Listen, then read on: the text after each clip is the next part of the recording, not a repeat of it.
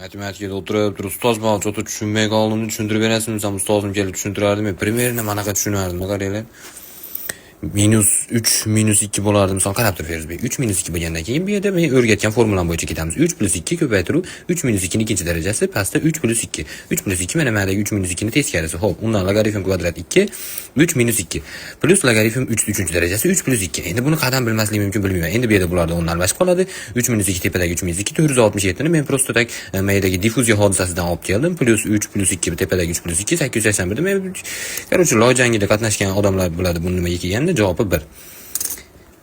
Men endi aytaman, ustoz, men keta olaman shekilli, haqiqatda bu cho'ta bo'lmaydi. Bu uncha narsani o'rganib olib keyin kim bo'laman men? Markaziy bankka rahbar bo'lamanmi? Bozorda patta olaman maksimum. So'mda o'rgating endi bu narsalar to'g'risida. Bu g'alati. Qanday bilmaslik mumkin? O'rgatgan mavzularimni Feruzbek deb berdi.